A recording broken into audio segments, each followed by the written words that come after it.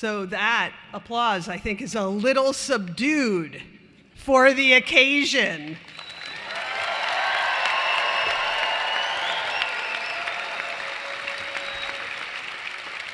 That's getting us in the right spirit. Hello, everyone. Welcome. I am Deborah Leibowitz. I am the Chief Academic Officer, the Provost at Quinnipiac University. I am ecstatic, extremely pleased for all of you to declare the 2024 commencement for the Quinnipiac University Frank H. Netter, MD, School of Medicine officially open!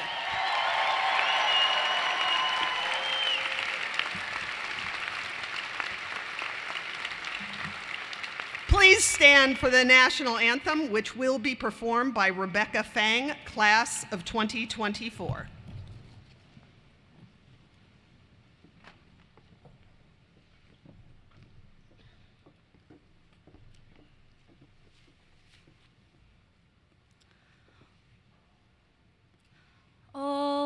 say, can you see by the dawn's early light what so proudly we hailed at the twilight's last gleaming, whose broad stripes and bright stars through the perilous fight o'er the ramparts we watched were so gallantly streaming, and the rockets red glare, the bombs bursting in air, gave proof through the night that our flag was still there. Oh, say, does that star-spangled banner yet wave o'er the land of the free and the home of the brave, the brave.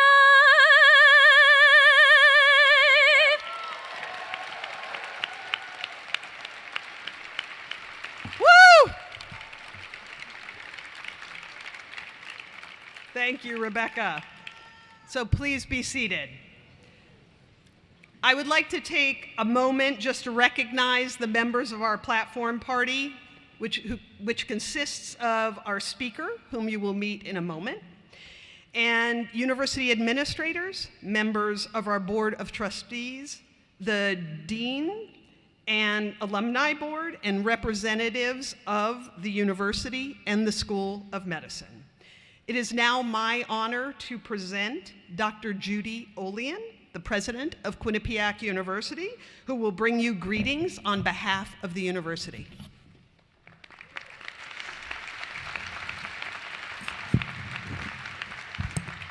Good afternoon, everybody. I'm thrilled to see families here. Welcome to our graduates, friends. What an important milestone in your lives. Today, we are all here to celebrate you, our spectacular graduates of the QU School, Netter School of Medicine. Today, we celebrate all you've done, the achievements you've had, the people you have become. I do want to first welcome our speaker, esteemed guest, Dr. Manisha Juthani. She is Commissioner of the Connecticut Department of Public Health. She will be introduced shortly. Dr. Juthani is a trailblazing professor, researcher, and former fellow at the Yale School of Medicine. We are so grateful for the work you do and for your presence here today. We look forward to hearing from you. Now, for a tradition here at Quinnipiac, I'm going to ask all our graduates to stand, turn to the audience to recognize your partners, spouses, moms, dads, aunts, uncles, siblings, grandparents, friends. Please get up. They are the loved ones who have been here for you time and again before every challenge and after every success. So I know each and every one of you gives these amazing people your heartfelt thanks and round of applause. And while you're standing, hang on, let's also give a warm round of applause to our wonderful faculty and staff led by our dean, Phil Boiselle. But what an impact these people have had on your lives. Thank you, everyone. You may be seated. And now to our graduates. Yep, you made it. This has been quite a journey. And it's not just the last 4 years, all your lives. One marked by pride and joy, but also marked by a few twists and turns along the way. I congratulate you. I thank you for adapting and adjusting with grace and generosity Two, yes, we did have a pandemic. You weathered that period with strength and resilience. You supported each other. You supported communities around us. You emerged stronger. And here you are, finishing on a high note with a brilliant medical future ahead. When I look at the class, at this class, I see trailblazers of tomorrow who are prepared to embrace accelerated change and to do more than embrace it. You're going to lead change in the fields of medicine and internal medicine, pediatrics, primary care, surgery, anesthesiology, psychiatry, radiology, neurology, and more in your class. And you will practice with the humanistic values, the driven purpose to heal others, the passion for achieving health equity and access and treatment. And you've embedded all of those values here through your time at Quinnipiac. You will carry with you the life experiences of the last few years, the last few very busy years that have shaped you into the person you are today, that have exposed you to innovative ways of thinking, to different ideas, to different people and cultures. And that person you've become, who appreciates, hears across, and seeks to bridge across those differences, you are that person that the world needs today. Learning to listen and to understand people with a variety of perspectives and lived experiences, that's one of the things that is our guiding light at Quinnipiac. It also inspired our series of critical conversations across differences, which we launched a couple years ago, and I hope some of you heard some of those wonderful discussions. We say in our mission statement that our aspiration for our graduates is that they leave us as enlightened global citizens equipped for careers of the future. Our fervent hope is that over the last few years, every person you interacted with, every teacher, doctor, peer, fellow, clinical advisor, preceptor, coach, QU alumnus, every person prepared you for the inevitable accelerating changes in medicine, and also for the capacity to be an enlightened, respectful, and curious listener and healer. Those are the values that have never been more important for the life you're preparing to embark on, for the connected communities we need to build, the communities we want to live in which to raise our families. I hope and believe that Quinnipiac has helped you become that talented professional, that enlightened global citizen, prepared for a career of the future that will be fulfilling, that will also enable you to thrive personally. Everything we see in you tells me that this happened while you were here at Quinnipiac. You made friends that'll be your support team for the rest of your life. And you have that larger Bobcat family that is also always here for you.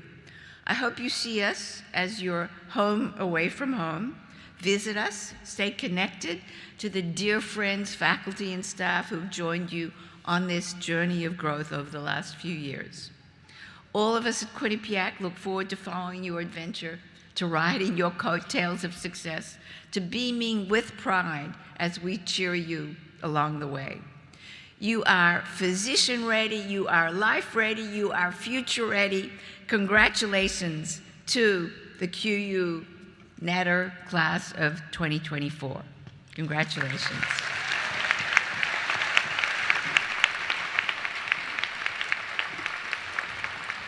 Thank you, President Olian. And it is now my honor to introduce you to someone who the class needs no introduction to, Dean Phil Boisel of the School of Medicine.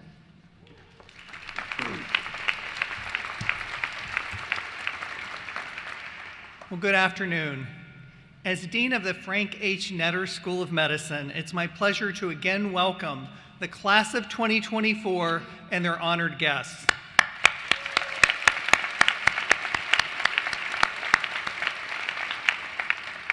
Before addressing our graduates, I'd like to take a moment to recognize those who've been instrumental to their success and to the success of our school, including our dedicated faculty and staff, our partnering hospitals and their leadership teams, and our university leadership, including President Olean, Provost Leibowitz, the Board of Trustees, and many others. Please join me in a warm round of applause for these individuals.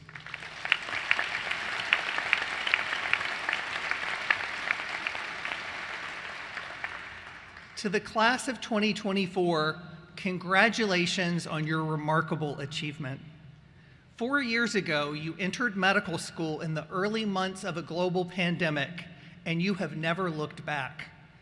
As medical students, you successfully met a series of unprecedented challenges with an admirable combination of grace and grit.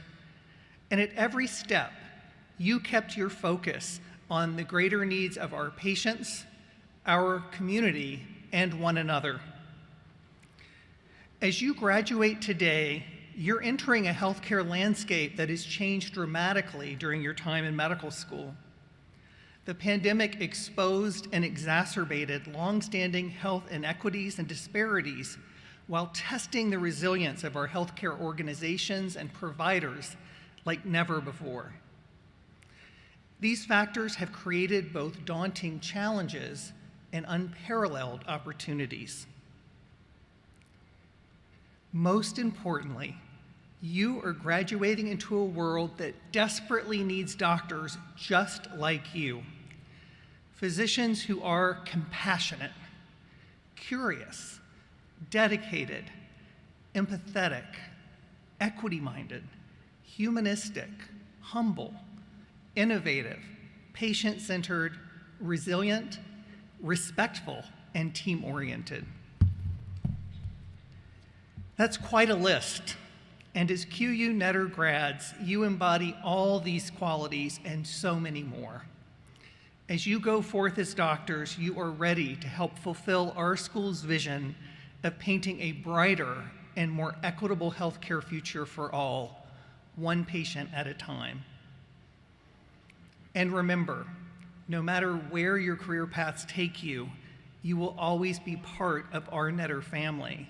So please stay connected with us, share news of your successes, and allow us to support you on your respective journeys. Good luck and Godspeed.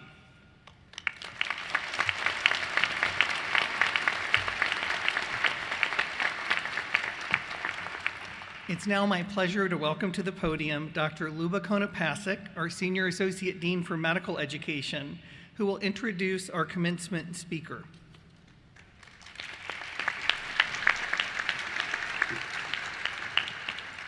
It is my distinct pleasure to introduce our commencement speaker, Dr. Manisha Juthani. Dr. Juthani is the Commissioner of the Connecticut Department of Public Health, appointed in 2021. She's the first Indian American to serve in this role. Dr. Juthani received her bachelor's degree from the University of Pennsylvania and her MD degree from Weill Cornell Medical College. After completing internal medicine residency training at York Presbyterian Weill Cornell campus, she served as chief resident at Memorial Sloan Kettering Cancer Center and completed a fellowship in infectious disease at Yale. She has served as program director of Yale's Infectious Diseases Fellowship and currently holds a rank of professor of medicine at Yale. During the pandemic, Dr. Juthani directed Yale's response to COVID-19 and was the voice to help educate the public in both local and national media. Please join me in welcoming Dr. Manisha Juthani.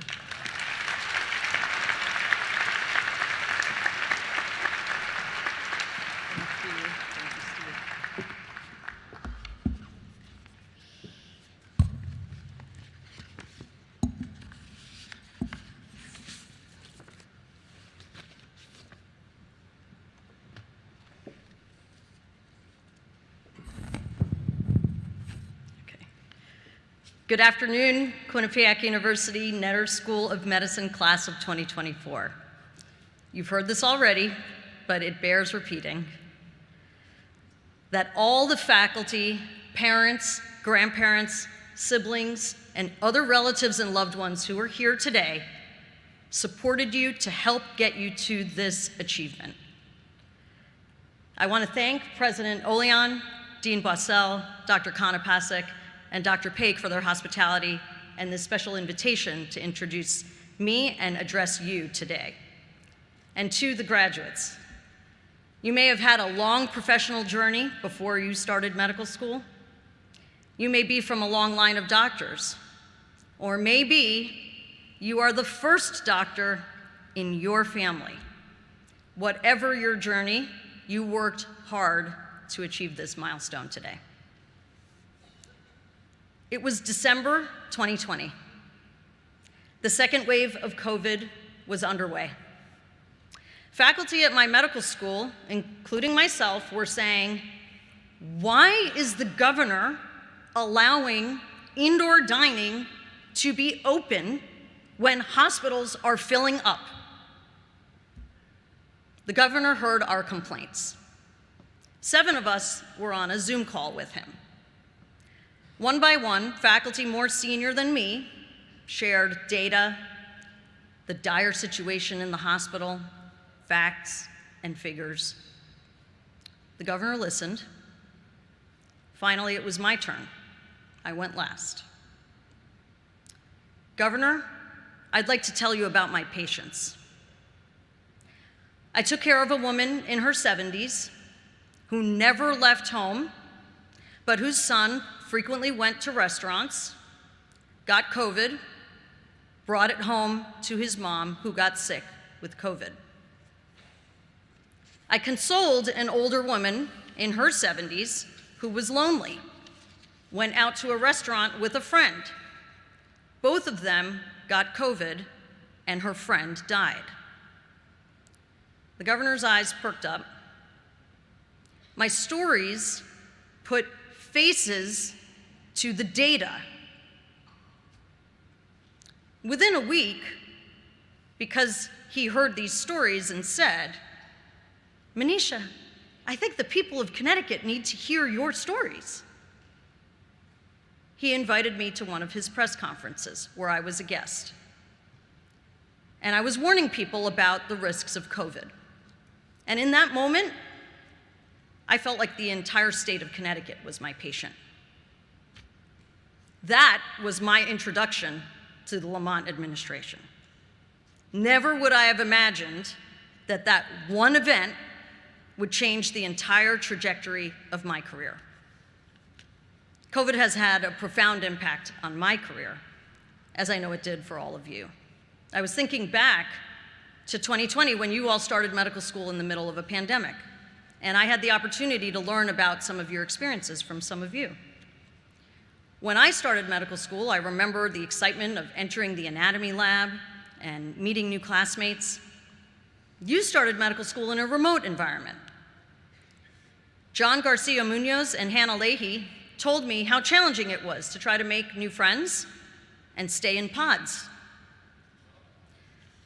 When I started medical school, many schools were just starting to adopt the white coat ceremony. Nowadays, the white coat ceremony has become a time-honored first-year medical school tradition. But as Blake Acquarullo told me, it was once again another remote event for you. As the pandemic eased, you built community through events like your school formal. You became resilient. You came to trust each other and saw joy in each other's successes, as Kim Hopper, Marissa Pietrandria, Catherine Trimblak, and Renee Jazanovic shared with me. Few people who aspire to become doctors accomplish this goal in the best of circumstances. I am humbled by what you accomplished in the most trying of circumstances.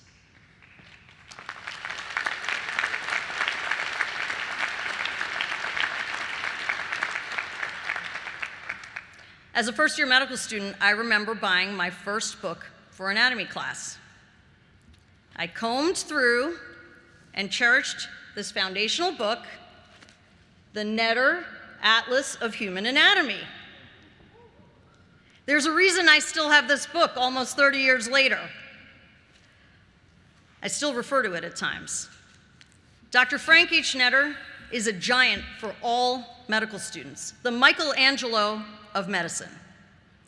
You all have an honor to bear his name on your diplomas, and your family and friends should know that you're standing on the shoulders of a giant for all in medicine.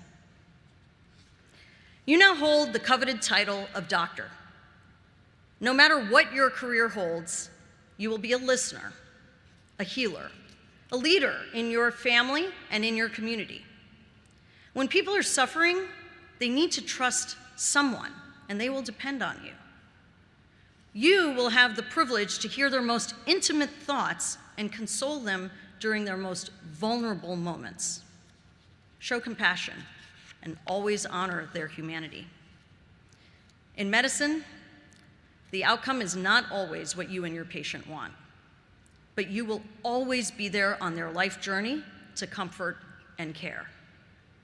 It has taken courage and persistence to get this far, and you've done your job.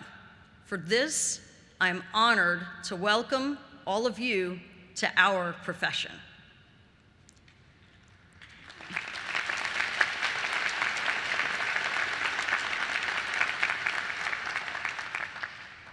I am the daughter of 2 Indian immigrant physicians who are here in the audience today.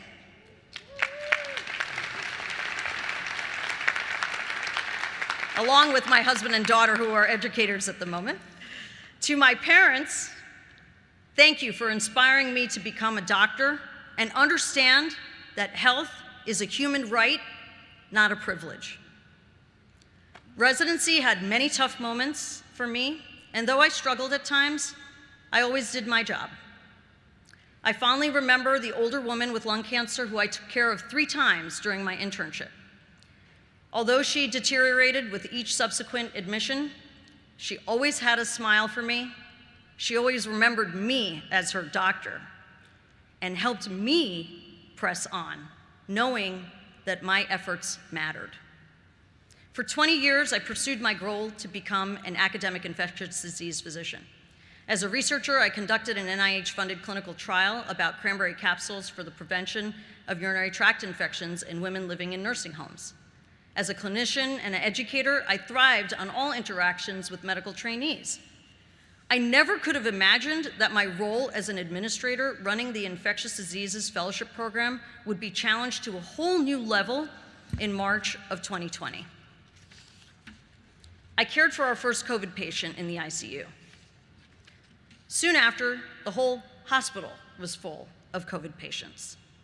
We had to pause elective medical and surgical care to accommodate the influx of COVID patients. Never had the hospital had almost 500 patients with the same disease, and we had to care for all of them. It was an unprecedented administrative challenge to leverage the expertise of a small group of infectious disease fellows and faculty. I had a job to do, so I did it. I held Zoom rounds daily to help answer questions from hundreds of doctors from various specialties trying to care for COVID patients. I spent hours responding to media requests to help educate the public as well. We all banded together and made it through that first wave. One day in May 2021, I received an email. You've been recommended for the role of Commissioner of the Connecticut Department of Public Health. I was shocked and excited, not really knowing what it meant to be a health commissioner. I'd never considered working for government. From the first time I met the governor in December 2020, I never realized that the role of commissioner was vacant. In retrospect, I guess the governor's team started considering me for that role ever since that initial Zoom meeting without me even knowing it. Although I was brought in for COVID, I now have the opportunity to address gun violence, environmental contaminants like PFAS and lead, safe drinking water, maternal mortality, the opioid crisis, healthcare quality and safety in hospitals and nursing homes, health equity, climate change and its impact on health, prevention of chronic diseases like diabetes, emerging infectious diseases like measles and avian flu, and so much more. I need all of you to help address each of these issues one patient at a time. Sometimes people ask me how I got here. The truth is, I just did my job. I've always just tried to do whatever job I have the best I can while maintaining my focus on health as a human right. As you go forward, continue to be your best selves every day. It's the simple things in life that make you stand out. Show up on time. If you say you'll do something, do it. If you can't, follow up with the supervisor and explain why. If you identify a problem, propose a solution. Always be professional. If someone takes a cheap shot at you, take a deep breath and take the high road. And always remember your patient's story, because the personal narrative is more powerful than anything else. If you get the job done, you will become an expert and be recognized. Doors will open that you did not even realize existed. You all are no different than me. To conclude, I have a simple ask.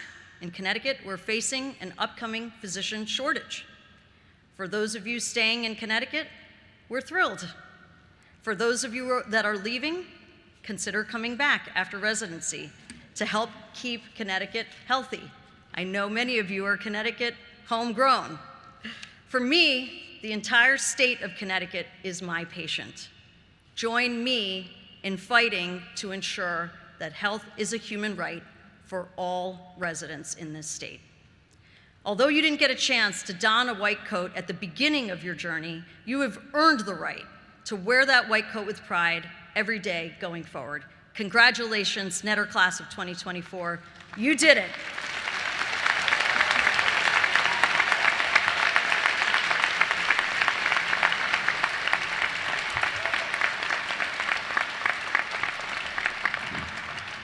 Let's have one more warm round of applause for Dr. Giuttani's truly inspiring commencement address.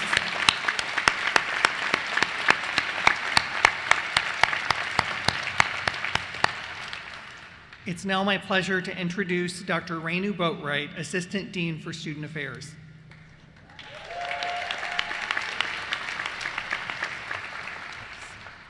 Good afternoon. It has been my pleasure to get to know all of these graduates of the class of 2024 at Quinnipiac University, Frank H. Netter, MD, School of Medicine. Each of these graduates are uniquely talented, caring, hardworking, and dedicated, and could only reach this point, as you have heard, with the support from all of you gathered here today: faculty, staff, family, friends, and loved ones. At our medical school, we have a proud tradition emphasizing equity, as our graduates are allowed to select one person to hood them today. So it's my pleasure to welcome to the stage as we prepare for the hooding and the distribution of diplomas.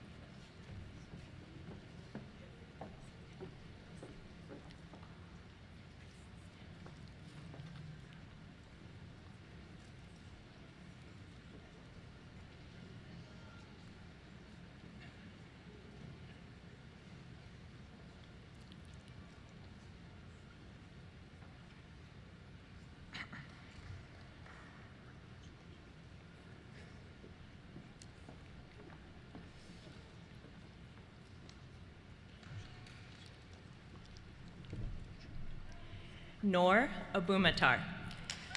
Noor Abumatar is the recipient of the Connecticut American College of Physicians Internal Medicine Award.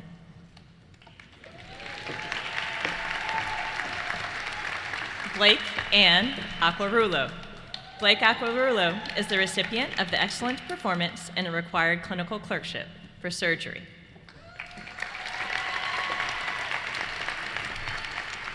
Olaoluwa Olani Adebayo.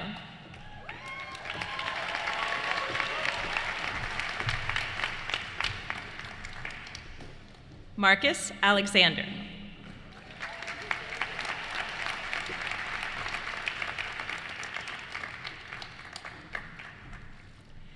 Percy Thomas Algarate.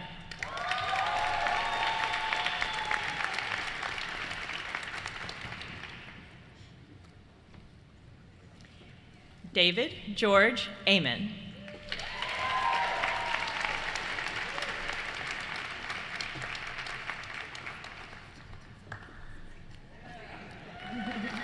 Justin Badgett.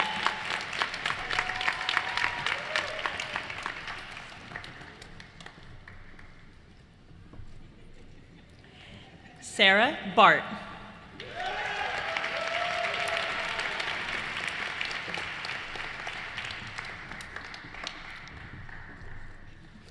Emma Ashling Bergman.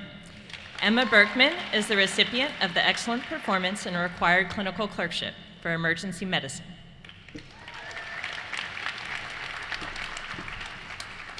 Louisa C. Bett.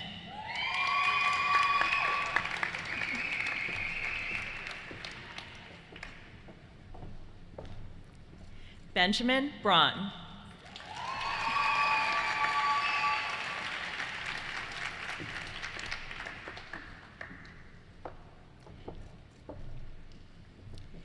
Matthew Austin Bunce.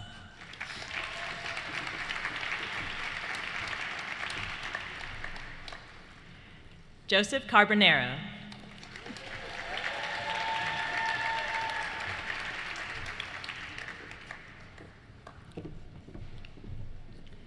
Krithika Chagari.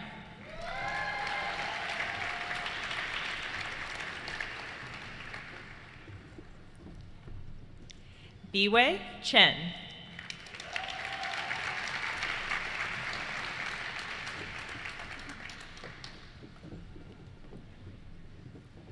Carolyn Conlon.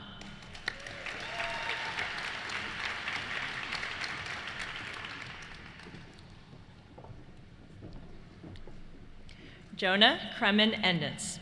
Jonah Kremen-Endens is the recipient of the Excellent Performance in a Required Clinical Clerkship for Psychiatry.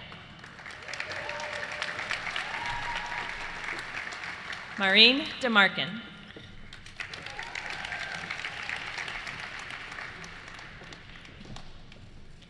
Zachariah Stephen Damaris.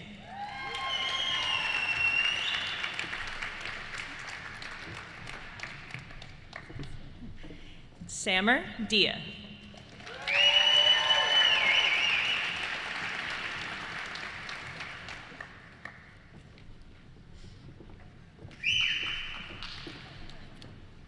Gustavo Dos Reis Porto.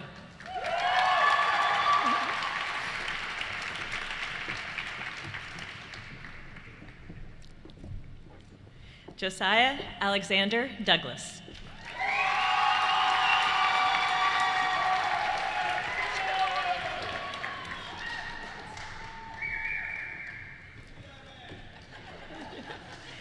Carlos Echeverria.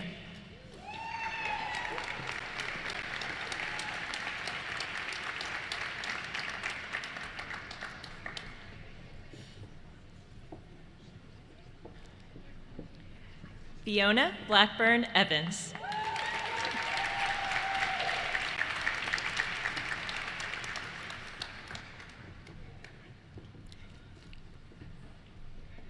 Rebecca Fong.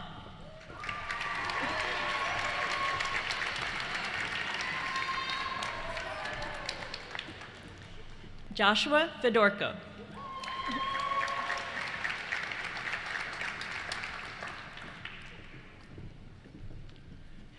Joshua Dean Fontaine.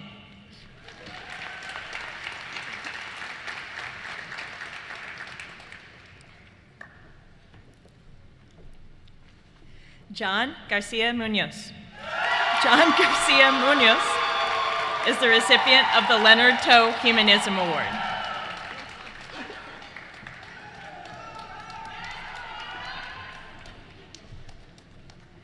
Benjamin Nathaniel Gaylord. Benjamin Gaylord is the recipient of the Gerald R. Berg Service Award.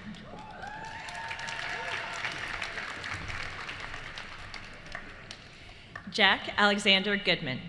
Jack Goodman is the recipient of the Excellence Performance and Required Clinical Clerkship for Internal Medicine.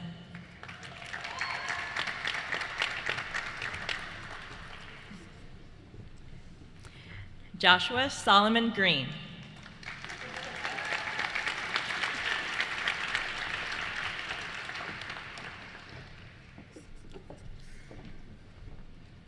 Daniel Benjamin Hecht.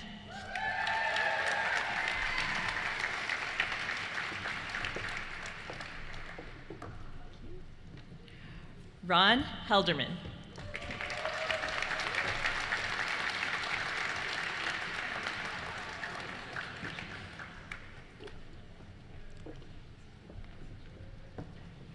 Alexander Herbert Herr.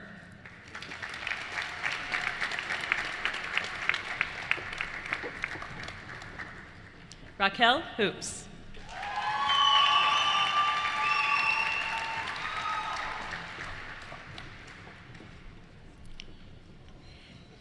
Kip Hopper.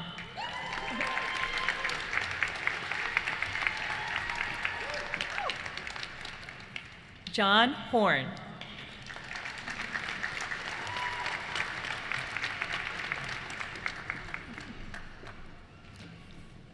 Daniel Craig Heidman.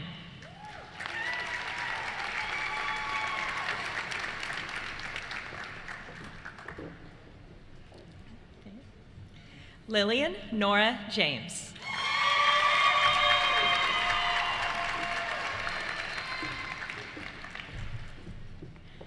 Emily Chanel Jetter.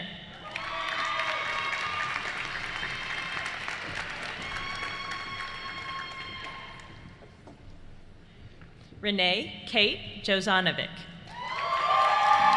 Renee Jozanovic is the recipient of the Connecticut Academy of Family Physicians Annual Student Award. Jarrett Kelly.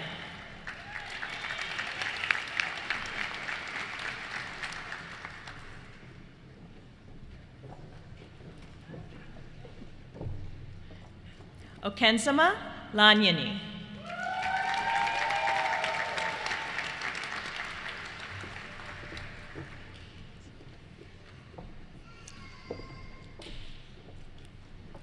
Lori Lateran.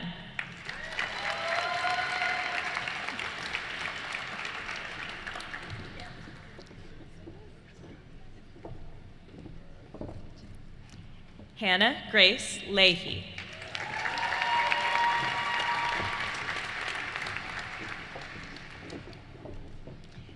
Kelsey Rose Lasorda.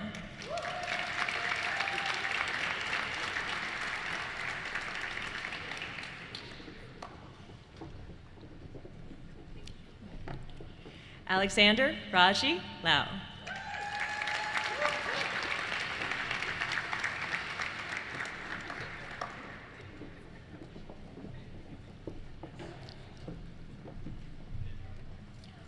Omsol Lee.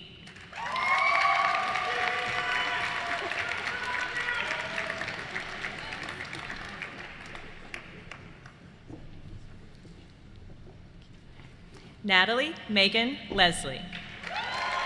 Natalie Leslie is the recipient of the Excellent Performance in a Required Clinical Clerkship for Pediatrics.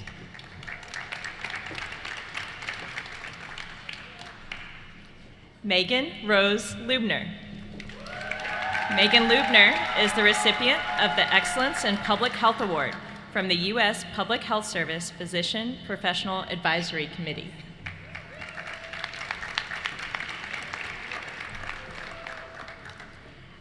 Alex Benjamin Levine.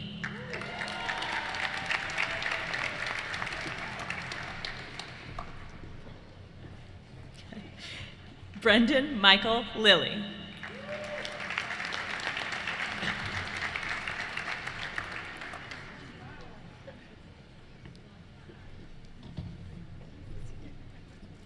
Andrew Hongin Liu.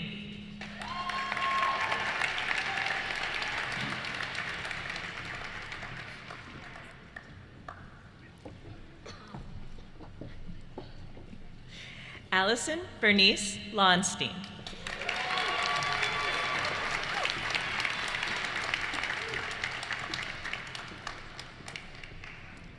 John Chibuizi Madu.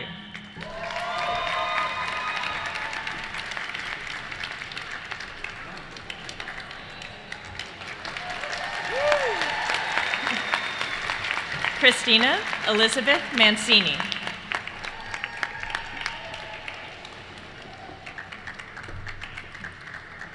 Madison Alyssa Masters. Madison Masters is the recipient of the Dean's Leadership Award. Davina Carrasco Matino.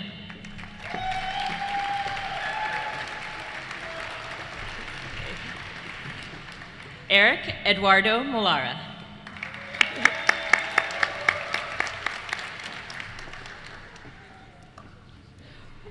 Craig Allen Mendonça.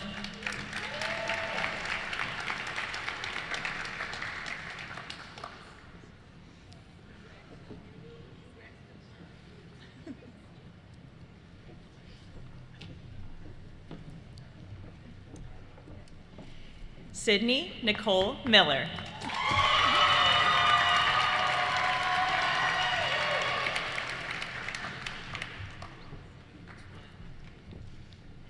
Emily H. Miramontes.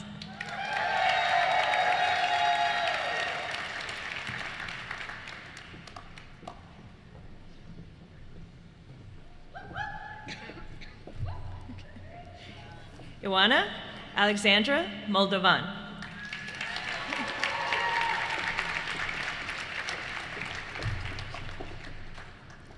Rafael Moreno.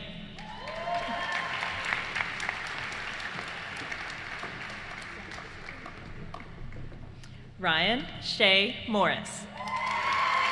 Ryan Morris is the recipient of the Academy of Family Physicians Dr. David and Arthur Schumann Award.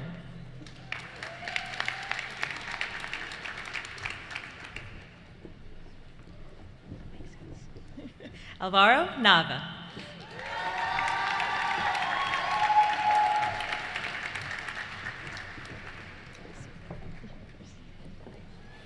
Catherine Nichols.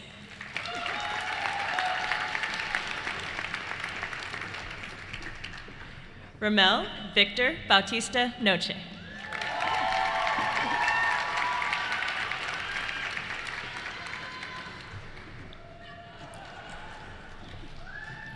Jane Veronica O'Brien. Jane O'Brien is the recipient of the Connecticut chapter of the American College of Obstetricians and Gynecologists Award. Lady Ortiz.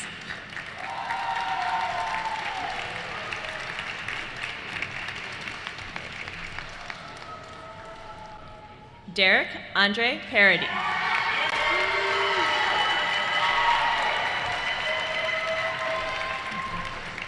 Rahul Patel.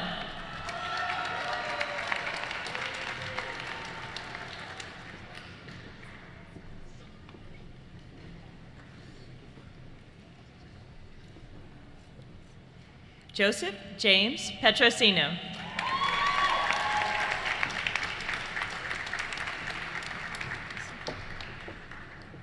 Marissa Rose Pietrandria. Marissa Pietrandria is the recipient of the Excellent Performance and a Required Clinical Clerkship for Critical Care. Daniel Reagan.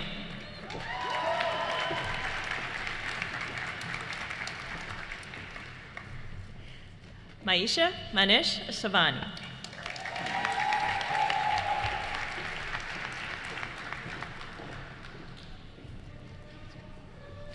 Robert Erminio Scapitici.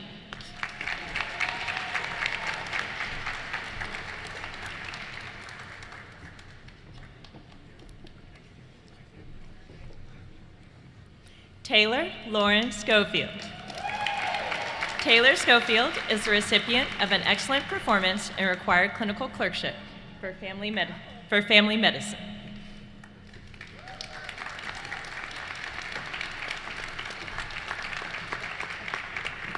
Kelly Lou Sharp.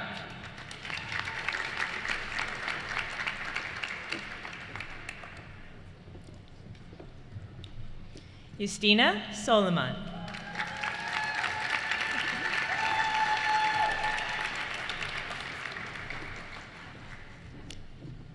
Hannah Peng Sir.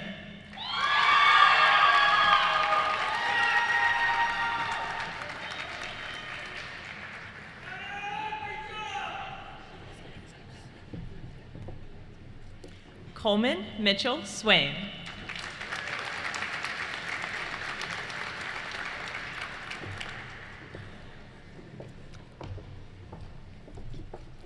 Evan Charette Thompson.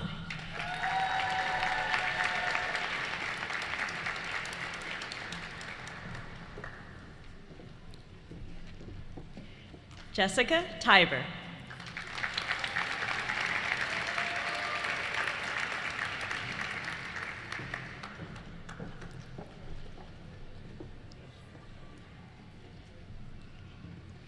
Zachary Lucas Tauchka.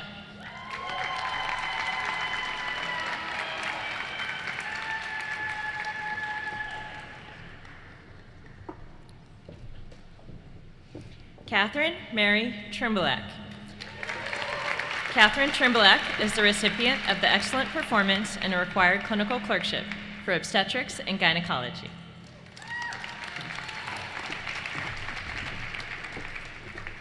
Marissa Catherine Walsh.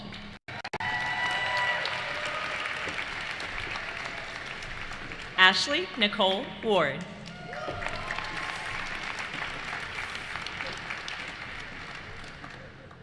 Ryan Carlton Ward.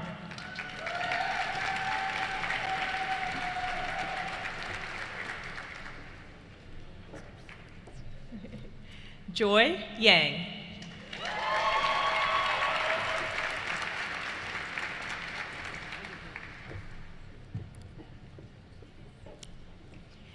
Emma Florence Yates.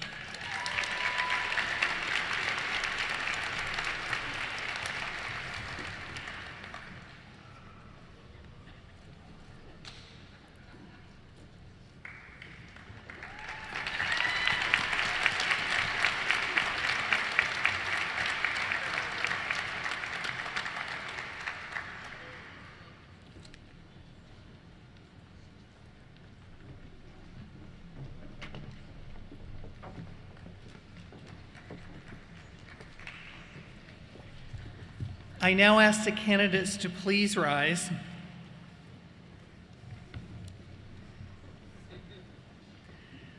Madam President, I have the honor to present from the Frank H. Netter School of Medicine candidates for the degree of Doctor of Medicine. Thank you, Dean Boiselle. By the power vested in me by the Board of Trustees, I hereby confer upon you the degree of Doctor of Medicine with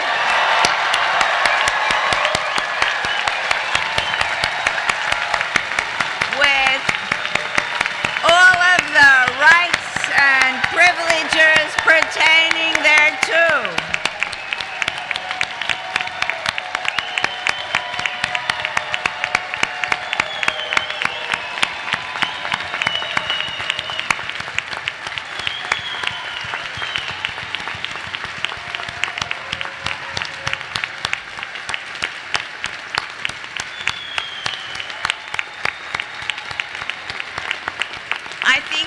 Where you throw your hats in the air, if you want to.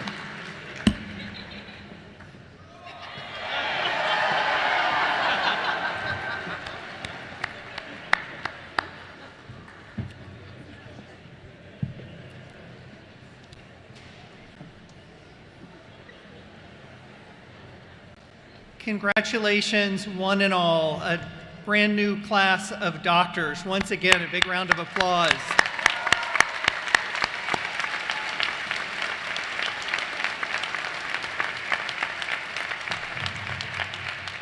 It's now my distinct pleasure to introduce Dr.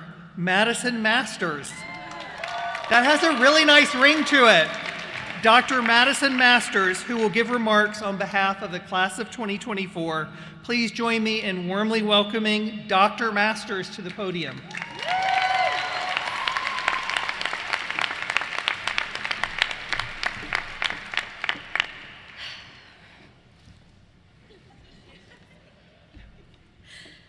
Thank you, Dean Boisel, for the introduction. Good afternoon, everyone. Congratulations, fellow doctors, Netter class of 2024. Yeah, congratulations, come on. Yeah. I just want to say thank you to everyone in the audience who is here to support their loved one on this incredibly special day. And thank you to all of our wonderful faculty, staff, and administrators for their support from day one all the way to now. We all owe so much to our support systems near and far. Thank you all for being here, whether in person or on Zoom. For those in the audience who don't know me, my name is Madison Masters, and I have had the honor of serving as class president for the past 4 years. Now I'm honored to address you all, my classmates, as we jump through the last ceremonial hoop before finally receiving the MDs we've all worked for. My parents and grandparents are in the audience, so if you'd indulge me briefly, I'd like to tell you a bit about my family. They're waving.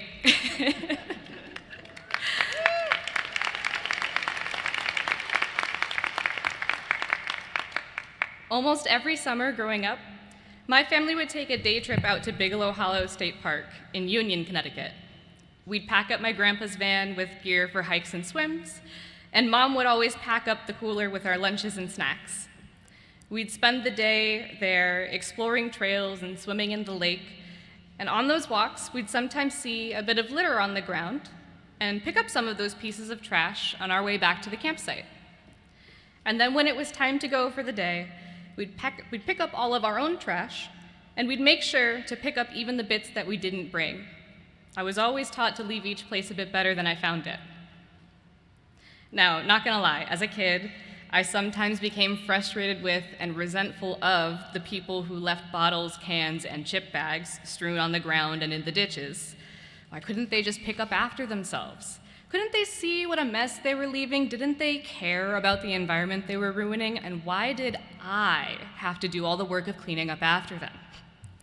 Maybe you felt this way too.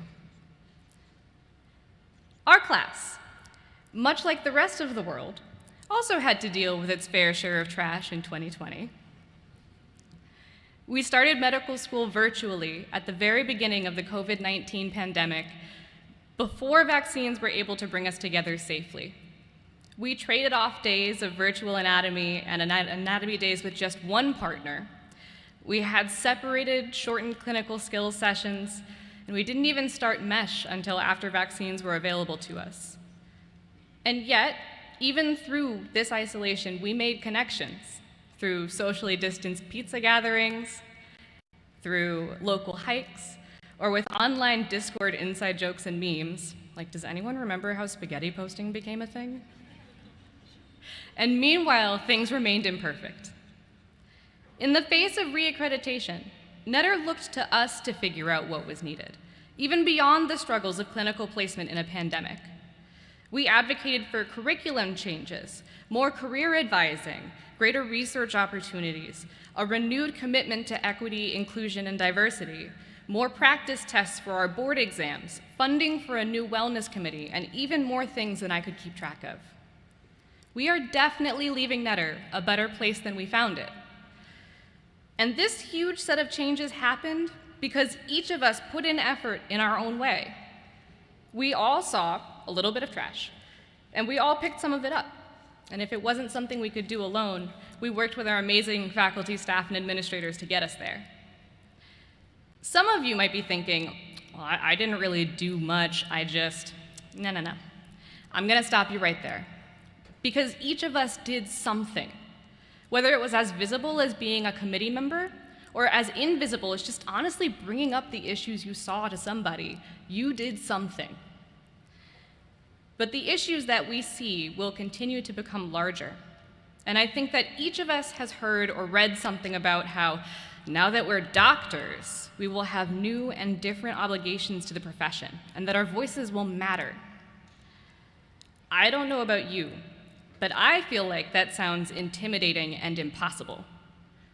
To me, the issues of healthcare and the practice of medicine in America seem like a gigantic pile of trash that corporations and insurance companies and elected officials just keep dumping more trash on. And every time I pick up my one plastic bottle, another ton of plastic is dumped on top. I often feel like my efforts will be inconsequential. You know what? Not gonna hold you. Individually, our efforts will be inconsequential. But some people like to go out on their weekends with giant buckets or a bucket loader and gloves and fancy trash pickers and clean up beaches. Some of our classmates want to be in government and in healthcare policy. I feel the same way about both of these types of people. Thank God you exist, because that's not me. But that's because my fight is somewhere else. And maybe yours is somewhere else too. In each of our own ways, we're helping out the people who feel the most passionate when they're getting in the thick of it, advocating directly with corporations and insurance companies and elected officials. If we just give up in the face of massive dysfunction, then not only will nothing change, but the thousands of our colleagues who want to get in there and fix these problems will have even more trash to pick up, because the other hundreds of thousands of us aren't even picking up an extra bottle here and there. I hope that, at this point in my speech, you're either motivated to do more, or you're jaded already and you think that this is a nice speech, but it's platitudes. That's fine. To the first group of people, all like 3 of you, I wish you luck in your future jobs in government or healthcare policy or whatever you choose. I look forward to seeing your names on a website that ends in .gov, and I hope I get the pleasure of voting for you someday. To the other group of people, and everyone in between, anything you do helps. Really. I want to encourage you to do things as simple as telling someone in leadership when you notice a small dysfunction in your program or your practice. I want to encourage you to be one of the voices on that small committee or interest group. I want to encourage you to keep doing your best to get your patients' medications and screenings covered despite endless pre-auths and peer-to-peers. I want to encourage you to sign up for your local medical society's emails so that you hear about legislation that encroaches even further on the practice of medicine. I want to encourage you to just be the best doctor you can be in spite of the bureaucratic barriers in the way. I want you to give a damn. Apathy is what got us here as a profession, and I know it's hard. I know our career path is exhausting and primes us to be rule followers and to be scared to rock the boat. And by the time training is finished and attendinghood cradles us safely in its arms, we will be so tired. But even so, when that time comes, I hope you will recognize how much power we hold together. The lives and the livelihoods of our patients and our colleagues depend on us. I hope you'll pick up a piece of trash on your hikes. Fellow doctors, I am so proud to call you my colleagues, and I cannot wait to see what changes we make. Thank you all very much, and congratulations again.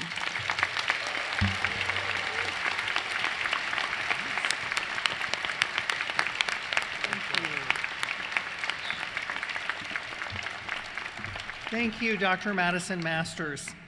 It's now my pleasure to welcome back Dr. Luba Quinnipiac to the podium, who will lead the class in reciting the QU Netter Physician's Pledge. Doctors of the class of 2024, please rise. So please join me in reciting the Physician's Pledge. As a member of the medical profession, we can do it together, okay? As a member of the medical profession, I solemnly pledge to dedicate my life to the service of humanity. The health and well-being of my patient will be my first consideration. I will respect the autonomy and dignity of my patient. I will maintain the utmost respect for human life. I will not permit considerations of age, disease, or disability, creed, ethnic origin, gender, nationality, political affiliation, race, sexual orientation, social standing, or any other factor to intervene between my duty and my patient. I will advocate for social, economic, educational, and political changes that ameliorate suffering and contribute to the well-being of my patients and the communities I serve. Because that are confided in me even after the patient has died. I will practice my profession with conscience and dignity and in accordance with good medical practice. I will foster the honor and noble traditions of the medical profession. I will give to my teachers, colleagues, and students the respect and gratitude that is their due. I will share my medical knowledge for the benefit of the patient and the advancement of health care. I will attend to my own health, well-being, and abilities in order to provide the care of the highest standard. I will not use my medical knowledge to violate human rights and civil liberties, even under threat. I make these promises solemnly, freely, and upon my honor.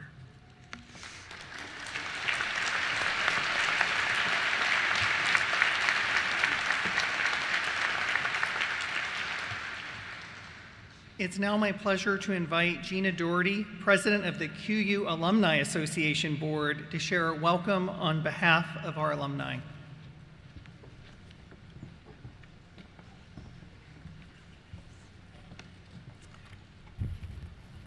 It is my honor to stand before you as a graduate of the class of 1994 and as President of the Alumni Board. Before addressing the graduates, I'd like to recognize the Quinnipiac alumni who are joining us in the audience today and as the family members of our class of 2024. Please stand or raise your hand so we can recognize you. Congratulations, Legacy families. Thank you. Now I'm going to ask the graduates to rise one more time, or maybe not the final time, but again. I now invite you to move your tassel to the left of your cap if you haven't done so already. This simple act signifies your transition from student to alumnus and the continuation of your unique, meaningful, and lifelong relationship with Quinnipiac. I'm especially pleased to have you all as fellow alumni. You are a Bobcat for life. Congratulations once again.